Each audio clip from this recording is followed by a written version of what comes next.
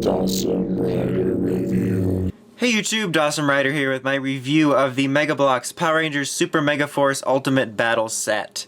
So obviously, this is a set of figures, kind of like we had, you know, the little set with the Core 5 Megaforce Rangers in the base. This one is sort of a event set. You got sort of this industrial area thing here behind here, and you get a variety of Rangers, and you get 4 Bruiser enemies, which are right up here, you can see. We have, for the Rangers, we got the Red Turbo Ranger, Red Space Ranger, Red Lightspeed Rescue, Super Megaforce Red, Time Force Red, and Ninja Storm Red. I'm not sure how they chose it seems pretty random, but still, the idea behind the set is neat. I guess we'll go ahead and start by just taking a look at the figures. Here's the Turbo Red Ranger figure.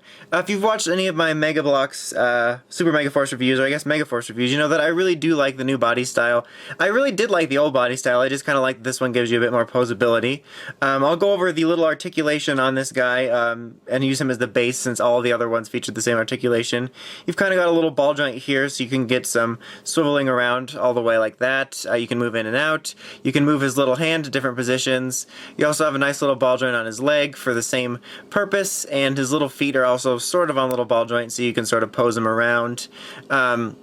And his helmet can move, so you can make that seem like it's, you know, the articulation, but his head can also move. When you lift the helmet off, you can see under there, it's actually TJ, which is a nice touch, that it's not, you know, Tommy.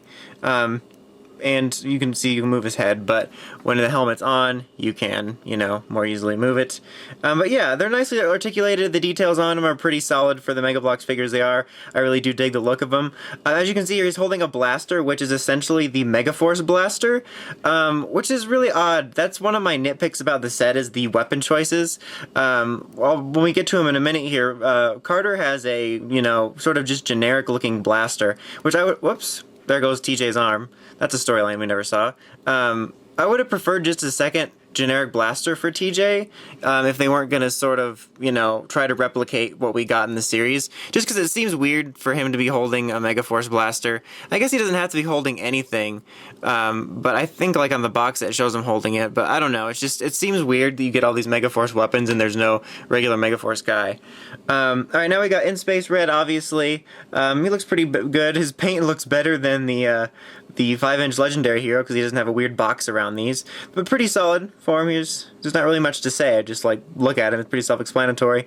And he comes with a weapon here, which is just a recolor of the ones that came with the MMPR set. You can really tell it's just their blaster weapon in its little dagger mode. It's recolored to sort of, I guess, be like a Spiral Saber. It's pretty lazy there, I guess. And you got a lot of little paint mistakes. This one's not terrible. I have a little blotch here on Blu-ray here, and there's some minor things on his helmet, but when I was sorting through these at the store, there was a lot of little paint mistakes on there. You can obviously take his helmet off. Can you tell that's Andros? I don't know. But yeah. And then we got Carter here. The Lightspeed suits are pretty basic, so it's pretty hard to mess those up. So he comes with sort of a generic little blaster. At least nothing I've bought from Power Rangers Megabloks have come with something that look like this. Like I said, I would have preferred a second one of this to give Turbo if TJ wasn't going to get anything specific. That's supposed to be Carter, I suppose. It really would have been neat. I guess it probably would have cost more money to make individual modes of these weapons, especially if they're only for a one release, but still. And then we have Super Megaforce Red here, which is kind of the same darker color as the one you got with the core set. You do get an individualized pirate sword. Oh, there's a hair on it. That's gross, and I apologize for that. But it's very... just like the other ones, like very piratey. Like it looks like the shape of the ones we get, but it just looks like they stole it out of a Pirates of the Caribbean set and gave it to them. And then we also have a sort of recolored, clearish version of the regular Megaforce sword, the Dragon Sword, which is fine for this because it's actually kind of cool to get him to dual wield it, since technically he can have both if he wants, even though they wouldn't do that. Then that's supposed to be Troy, I suppose. He's really mad at water bottles, you can tell by his eyes. But yeah, I mean, it would have been cool, I suppose, to get another Ranger besides Super Megaforce Red, since there's already like 3 or 4 ways to get him, but it would also seem odd not to include a Megaforce Ranger in a set based on the series. Now we got Time Force Red here, which he is not supposed to have this weapon. This weapon belongs to the Bruisers, who I keep wanting to call Berserkers. But I just thought it would have been really cool to give one of the Rangers that weapon, and I think it looks cool. So he has that. Time Force one looks really cool. I don't know, for whatever reason, like the way it's stylized, I really dig the way Time Force's looks. Is that Alex or Wes? The world may never know. It's Alex. But yeah, I just thought that was cool. That's supposed to go with one of the Bruisers, but I thought, you know, why not? Maybe in the battle he stole it. And then we got good old Shane here, Ninja Storm Red. Probably one of my also favorites. Like, I think Time Force and him are my favorites out of the set. I don't know, I just really like the way it looks. I think they got the paint kind of nicely on there, just kind of a nice stylization. As you can see, he's got a ninja sword as well. You know, outside of these Megaforce sets, or the Power Ranger sets these last few years, I've never really collected Megabloks or anything like that, so I can't help but wonder if they took stuff like these generic ninja swords or the pirate sword somehow from something else. It could just be my imagination. Oh, I forgot to show that it's Shane. Damn it, focus.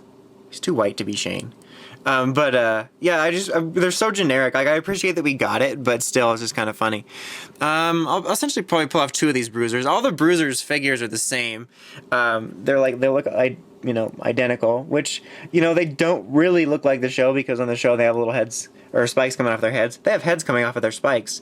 But yeah, they look fine. I kind of wish there was a little more variety, like maybe 2 Bruisers and 2 X-Borgs, or maybe like a couple X-Borgs, a Bruiser, and one of the villains, like, I don't know, Argus or Lavera or something. I don't know. It would just been a cool variety. Like, it's neat to have this sort of little army build of them, but at the same time, it would have been really cool to get just a variety of enemies to have the Rangers post fighting.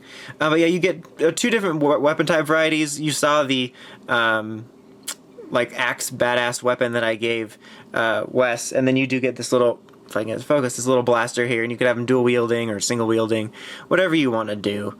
But yeah, pretty cool. He can't pull off his helmet because he doesn't wear one. Alright, now let's just sort of slide this little set around here.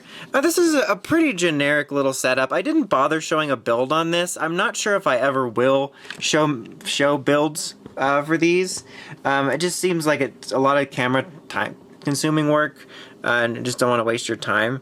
But it's fairly neat. It's really easy to build. I think I built it in like 20 minutes, and I think 5 of that was just laying out all the pieces so I wouldn't have to dig around for it. So really, really quick and easy build.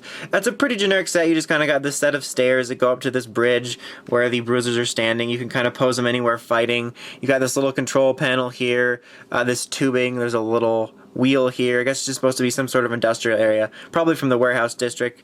There are little pieces that sort of make it seem like it's, you know, battle torn. Like this here can spin down so that that's collapsing on itself, which is kind of neat. And then this part here falls down, which are nice little touches. And I do dig it. I think it's really nice to have this sort of idea of like a battle area, and you can get all kinds of really cool, I was just messing around with it before I did the review, like little, you know, battles going on. You can have them pegged on here, standing around it.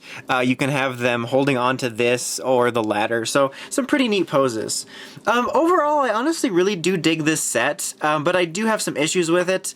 Like, I wish that they had either put a little more effort into giving them individual weapons, or just given us a few more generic ones as opposed to like an extra Megaforce blaster. And there are some QC issues a lot. As I mentioned, it took me a while to dig through and find one that was good, and that can vary depending on where you are.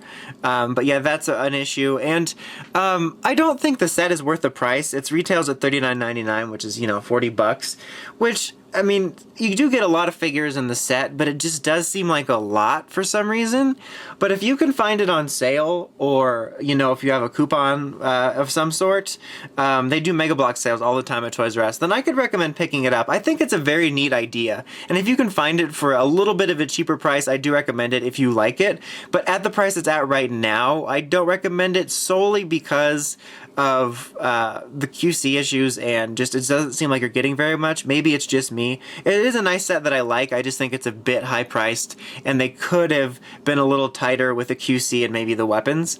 I think it would have been pretty neat to do like multiple sets like this. Who knows, maybe they're planning it, I just haven't been paying attention. But regardless, I would have loved to see multiple sets like this, each one including a group of Red Rangers, so then you could buy like 4 sets or something, and then have all the Red Rangers, and then all of the little individual sets could combine into something bigger. So you could have this big set with like all the 20 Red Rangers or 21 or whatever. That would have been really neat. But still, I like the idea behind this, of this sort of little event set that sort of captures what could be like a legendary battle or something. But yeah, that's about it. I've prattled on enough and have now used the word prattles, so that means it's time to go. Until next time, make sure you check out the crazy podcast at writersrangersrambles.com, and of course, don't forget to like, comment, subscribe. Till next time, this is Dawson Ryder, signing out.